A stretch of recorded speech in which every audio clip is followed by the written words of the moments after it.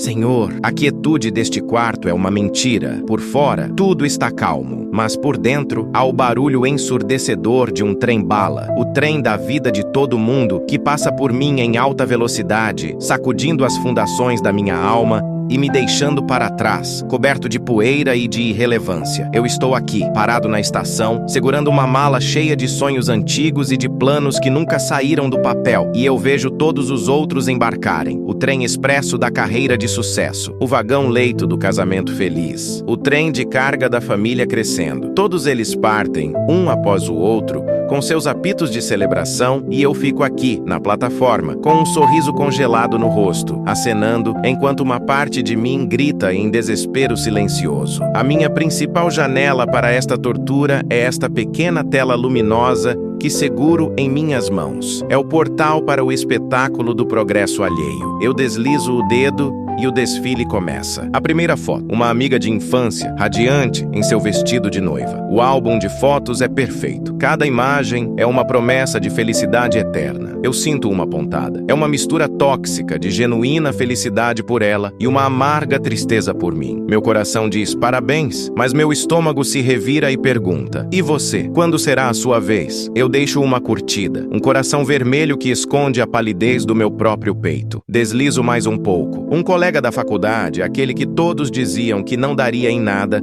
está em frente à sua nova empresa. A legenda fala de trabalho duro, de nunca desistir. E eu, que trabalhei tanto, que me sacrifiquei tanto, olho para a minha própria realidade estagnada e sinto o gosto da injustiça na boca. A história dele deveria me inspirar, mas hoje ela só serve como um espelho que reflete o meu próprio fracasso. A jornada dele ilumina o quão parado eu estou. Mais uma curtida, um polegar para cima que esconde os meus próprios punhos cerrados de frustração. E o desfile continua. Fotos de bebês recém-nascidos, passaportes carimbados em aeroportos exóticos, certificados de mestrado, chaves de casas novas. Cada imagem é um testemunho de movimento, de vida acontecendo, de capítulos sendo escritos, e eu me sinto como um leitor preso na mesma página de um livro há anos. Eu a releio todos os dias, conheço cada palavra, cada vírgula, mas não consigo virar a folha. A história não avança. E a dor, Senhor, não é apenas a da comparação, é a dor do tempo. O tempo é um ladrão impiedoso. Eu sinto os meus anos escorrendo por entre os meus dedos. Eu me olho no espelho e vejo as marcas dele em meu rosto, em meu corpo. E a pergunta que me aterroriza nas madrugadas insones é: o que eu fiz com todo esse tempo? Eu sinto um pânico crescente, a sensação de que a minha juventude, o meu potencial, a minha melhor energia foram desperdiçados nesta longa e infrutífera espera na plataforma. Eu estou em uma corrida contra o relógio, mas os meus pés estão presos no chão. A minha estagnação se manifesta em todas as áreas. No meu trabalho,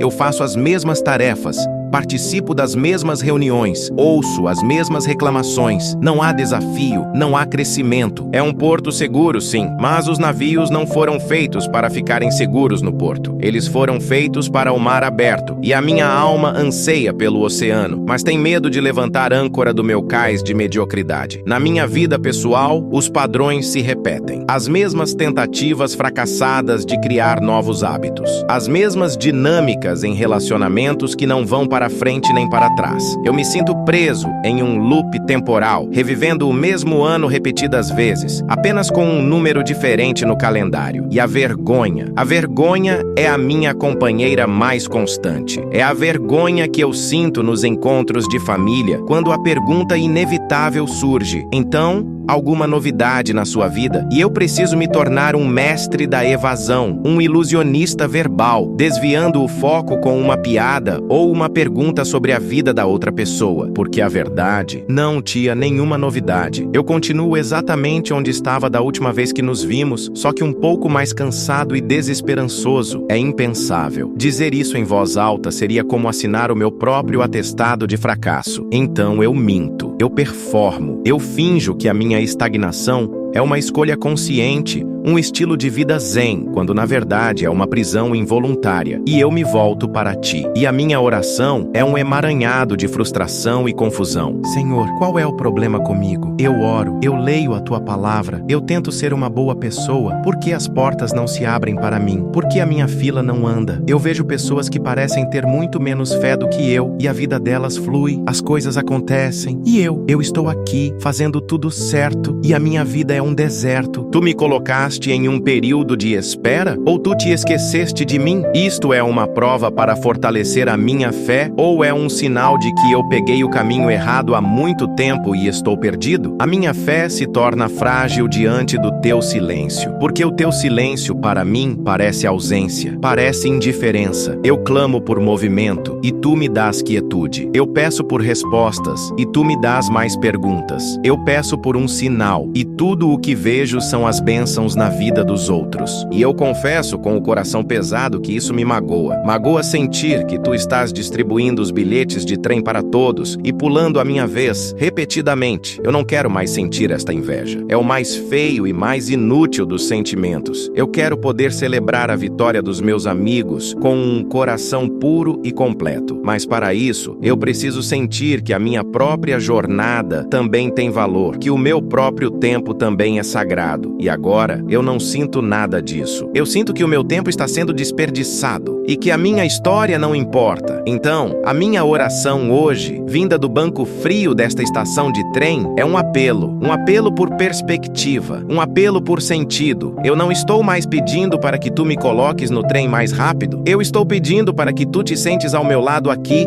na plataforma, e me expliques o porquê da espera. Ou, se não puderes me explicar o porquê, ao menos me mostres o que fazer enquanto espero. Eu não quero mais ser um espectador passivo da minha própria vida. Eu não quero mais passar os meus dias apenas observando a felicidade alheia. Se eu estou destinado a ficar nesta estação por mais um tempo, então que seja uma espera com propósito. Há algo que eu deva aprender aqui? Há alguém que eu deva ajudar aqui? Há alguma força que eu precise desenvolver aqui que eu não desenvolveria dentro do conforto do trem em movimento? Transforma a minha perspectiva, Senhor. Tira os meus olhos da linha do horizonte, dos trens que somem na distância e os fixa no chão que eu piso, no aqui e agora. Mostra-me a beleza oculta da estação. Mostra-me as oportunidades que existem na quietude. Ajuda-me a entender que talvez a tua maior obra em mim não esteja acontecendo no movimento, mas na paralisia. Porque é na paralisia que eu sou forçado a parar de confiar nas minhas próprias pernas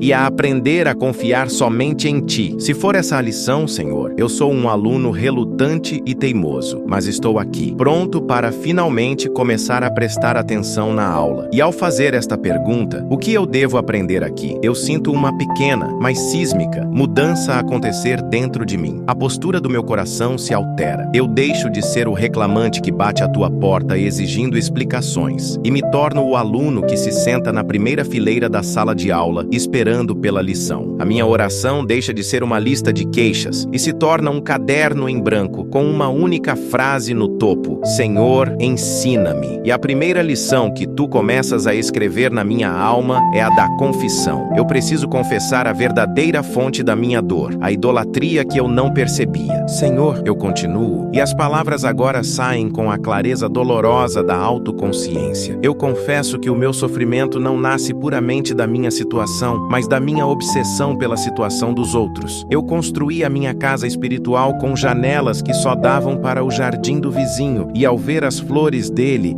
eu amaldiçoei a minha própria terra, que me parecia estéril. Eu usei as conquistas deles como a tua única medida de bênção, e como eu não as tinha, concluí que estava sob a tua maldição. Perdoa-me, Pai. Perdoa-me por ter transformado a vida em uma competição. Perdoa-me por ter invejado a história que tu escreveste para o meu irmão, em vez de honrar o mistério da história que tu estás escrevendo para mim. Ao confessar isso, ao arrancar essa raiz de comparação, eu sinto um alívio, um pequeno espaço para respirar. E neste espaço, eu ouso questionar os próprios trens. Senhor, esses trens que eu tanto admiro, que correm em alta velocidade, velocidade para os destinos chamados sucesso, riqueza, reconhecimento. São eles os únicos trens na tua malha ferroviária? Ou existem outros, trens mais lentos, que param em estações menores, estações chamadas humildade, paciência, caráter, compaixão? Será que tu me colocaste em um desses trens? Um trem de carga, lento e pesado, e eu estou reclamando porque ele não é o trem-bala que eu vejo passar ao lado? Ajuda-me a valorizar o meu próprio tipo de viagem. E então, tu me dás uma nova imagem, uma nova metáfora para a minha vida. Não mais a estação de trem, mas um campo aberto onde duas árvores crescem. Uma delas é o bambu. Ele cresce rápido, visivelmente, metros em poucas semanas. Todos o admiram, celebram o seu progresso espetacular. A outra é o carvalho. Por anos parece que nada acontece. A semente está sob a terra e a pequena muda mal se distingue da grama ao redor. O bambu já é uma floresta e o carvalho ainda é uma promessa. E eu, Senhor, tenho me sentido como o carvalho, olhando com inveja para a ascensão meteórica do bambu. Mas hoje, tu me convidas a olhar para baixo da terra e tu me mostras que, enquanto o bambu crescia para cima, o carvalho crescia para baixo. Ele estava em um longo, silencioso e invisível processo de aprofundar as suas raízes, buscando água em fontes profundas, agarrando-se às rochas, criando uma fundação tão poderosa, tão complexa, tão resiliente, que quando ele finalmente começar a crescer para o alto, ele o fará com uma força que o bambu jamais conhecerá. Ele será capaz de suportar as tempestades mais violentas, de oferecer sombra para gerações, de se tornar um marco na paisagem por séculos. Senhor, será que eu sou um carvalho? A pergunta ecoa na minha alma. Será que todo este tempo de aparente estagnação foi, na verdade, um tempo de aprofundamento de raízes? Um tempo em que tu estavas me fortalecendo por dentro, de uma forma que ninguém, nem mesmo eu, podia ver? Se for isso, então cada dia de espera, cada frustração, cada lágrima não foi um desperdício, foi um investimento. Foi o trabalho lento e árduo de criar uma fundação capaz de sustentar o propósito que tu tens para mim no futuro, um propósito talvez maior e mais pesado do que eu imagino. Esta nova perspectiva me enche de um temor reverente. A minha vida deixa de ser um fracasso e se torna um mistério, um projeto divino de longo prazo. E a minha impaciência se revela como a tolice de uma criança que desenterra a semente todos os dias para ver se ela já está crescendo. Pai, eu oro. Dá-me a fé de um agricultor, a fé de quem confia no processo que não pode ver, a fé de quem sabe que a estação do inverno não é a morte, mas uma parte essencial do ciclo da vida. Ajuda-me a honrar a minha estação de inverno, ajuda-me a descansar na escuridão da terra, confiando que a seiva da tua graça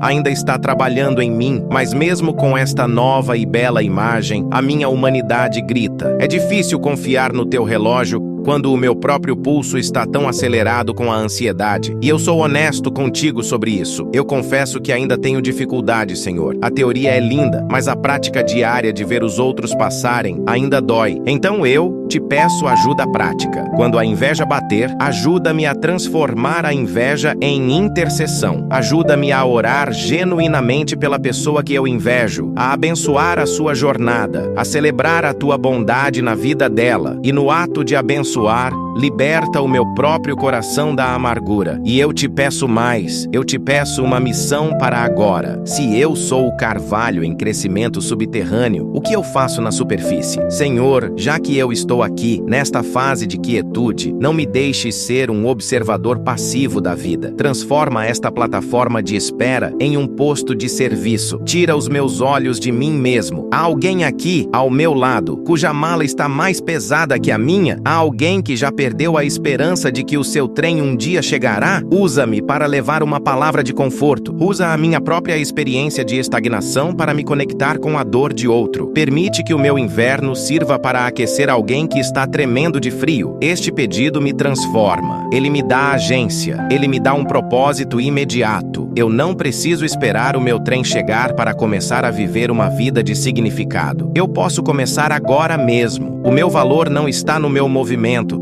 mas na minha capacidade de amar. E eu posso amar onde quer que eu esteja, na plataforma, no trem, na chegada. O amor é o destino e também é o caminho. A minha oração se torna, então, uma oração de consagração. Senhor, eu consagro a Ti este meu tempo de espera. Eu o entrego a Ti, não mais como um fardo, mas como uma oferta. Usa-o, usa a minha quietude, usa as minhas raízes em crescimento, usa a minha dor, a minha frustração, transforma tudo isso em algo útil para o Teu reino. Eu paro de pedir, tira-me daqui, e começo a pedir, usa-me aqui. E eu confio que, quando eu estiver pronto, quando as minhas raízes estiverem profundas o suficiente, Tu, o maquinista divino, soarás o apito. E o meu embarque não será o de um passageiro desesperado que pega o último vagão, mas o de um viajante preparado, que entra no trem certo, na hora exata, para a jornada que Tu, desde sempre, preparaste para mim. E com essa nova oração no coração, usa-me aqui. O mundo ao meu redor, que antes parecia um filme mudo e desbotado, começa a ganhar cor e som. As mesmas paredes da minha estação de espera, que antes me pareciam uma prisão, agora se revelam cheias de portas de oportunidade que eu nunca havia notado. Simplesmente porque eu só estava olhando para os trilhos. A minha nova missão começa no dia seguinte, de forma pequena e quase acidental. Eu estou no meu trabalho, o mesmo lugar que por tanto tempo foi o epicentro da minha sensação de estagnação. E eu observo um colega mais novo, recém-chegado, cheio daquele fervor e daquela ansiedade que eu conheço tão bem. Ele está lutando com um projeto, claramente sobrecarregado, tentando impressionar a todos, e no processo, cometendo pequenos erros por puro nervosismo. O meu eu antigo o teria ignorado, absorto na minha própria melancolia, ou talvez até teria sentido uma pontinha de superioridade. Mas o eu, que pediu a Deus por um propósito, o vê de forma diferente. Eu vejo um companheiro de plataforma, alguém que está começando a sentir o peso do mundo. No final do dia, eu me aproximo dele, não como um supervisor, mas como um igual. Ei, eu digo de forma casual, percebi que você está se esforçando muito nesse projeto. É um desafio, não é? Lembro-me de quando comecei e me senti exatamente assim. Você está no caminho certo, mas lembre-se de respirar. Não precisa salvar o mundo no primeiro mês. E então eu compartilho com ele um pequeno erro que cometi no meu início. Uma história de vulnerabilidade que o faz relaxar instantaneamente. Ele me olha e a máscara de competência inabalável que ele usava cai por um instante. E eu vejo o jovem assustado por trás dela. Nossa, obrigado por dizer isso. Ele responde com um alívio genuíno. Eu estava achando que era o único que se sentia assim, e nós conversamos por mais alguns minutos. Eu não resolvi o problema dele, mas eu normalizei a sua luta. Eu o fiz se sentir menos sozinho, e ao fazer isso, algo extraordinário aconteceu comigo. Eu me senti útil, eu me senti em movimento. Não era um movimento para a frente, em direção a uma promoção, era um movimento para o lado, em direção a outro ser humano. E esse movimento me preencheu com uma satisfação que nenhum avanço na carreira jamais me deu. Naquele momento, eu entendi a resposta para a minha oração. O meu tempo de espera não era uma punição, era o meu treinamento. Toda a dor da minha estagnação, toda a frustração, toda a espera me qualificaram para aquele momento. A minha experiência de fracasso me deu a empatia para me conectar com o medo dele. A minha longa jornada de crescimento de raízes me deu a sabedoria para oferecer uma perspectiva que ele não tinha. O meu sofrimento não foi em vão. Ele foi transformado em um remédio que eu agora podia oferecer a outros. Essa percepção é como uma chave que abre todas as portas da minha prisão. Eu começo a procurar ativamente por outras oportunidades de servir na minha estação. Eu ligo para aquele amigo que posta fotos de viagens incríveis, mas que eu sei, no fundo, que luta contra a solidão. E em vez de sentir inveja, eu pergunto com sinceridade: como você está de verdade? E eu escuto. Eu escuto de verdade, sem pensar na minha própria vida, sem esperar a minha vez de falar. E ao oferecer o dom da minha presença, eu recebo em troca o milagre da conexão genuína. Eu entendo que a vida que eu tanto invejava nos outros era apenas a capa do livro. E eu, por estar parado, por ter tido tanto tempo para refletir na minha dor, agora tinha a capacidade de ajudar as pessoas a lerem as páginas interiores das suas próprias histórias. A minha aparente desvantagem se revelou o meu maior superpoder. A minha vida não mudou externamente. O meu trem não chegou, mas eu não estou mais esperando por ele, porque eu percebi que a verdadeira vida acontece aqui e agora, na plataforma. A vida está nos encontros, nas conversas, nos pequenos atos de serviço, na capacidade de transformar a minha dor em uma ponte para o outro. E essa vida é tão rica, tão cheia de significado, que a ansiedade sobre o futuro começa a desaparecer. Ela é substituída por uma paz profunda, a paz de quem encontrou o seu lugar e o seu propósito, exatamente onde está. O meu diálogo com Deus se torna um diálogo de parceria e gratidão. Eu não pergunto mais, por que eu estou parado? Eu pergunto, Senhor, quem tu queres que eu abençoe hoje na minha estação? E cada dia se torna uma aventura de descobrir as missões escondidas na minha rotina, de encontrar os tesouros enterrados no meu dia a dia. A inveja, minha antiga companheira, se foi. Eu agora consigo olhar para o sucesso dos outros com um coração verdadeiramente feliz e em paz, porque eu não estou mais competindo. A jornada deles é deles, a minha é minha. A árvore deles pode ser o bambu e a minha, o carvalho. E ambas são lindas e glorificam o mesmo jardineiro. Eu celebro o crescimento rápido deles e celebro o meu próprio crescimento profundo. Somos diferentes, mas somos parte da mesma floresta. Hoje, alguém me perguntou, e aí, alguma novidade? E pela primeira vez, eu não senti vergonha. Eu sorri, um sorriso genuíno e calmo, e disse, sim, muitas. Eu estou aprendendo a florescer onde Deus me plantou. A resposta pode ter soado enigmática para a pessoa, mas para mim foi a declaração de independência mais verdadeira que eu já fiz. A minha oração final, Senhor, não é mais um clamor, mas um cântico sereno de gratidão. Obrigado por me teres feito esperar. Obrigado pela dor que me ensinou a compaixão. Obrigado pela estagnação que me ensinou a profundidade. Obrigado por teres fechado as portas que eu achava que queria, para que eu pudesse descobrir a porta do serviço, que era a que a minha alma realmente precisava. Obrigado por me mostrares que o progresso não é uma linha reta, mas uma espiral que nos leva cada vez mais para perto do teu coração. Eu não sei o que o futuro me reserva. Talvez o meu trem chegue amanhã, talvez daqui a 10 anos, talvez ele nunca chegue da forma como eu imaginava. E está tudo bem, porque a minha alegria não está mais no destino. A minha alegria está em caminhar contigo, em servir contigo, aqui e agora. A minha vida encontrou o seu movimento, um movimento quieto, interno, mas infinitamente mais poderoso e significativo do que qualquer trem-bala. Eu estou em paz. Eu estou no meu lugar. Eu estou em casa, aqui mesmo, na tua presença. Amém. Se isso tocou seu coração, compartilhe com alguém que pode estar se sentindo parado na estação da vida hoje.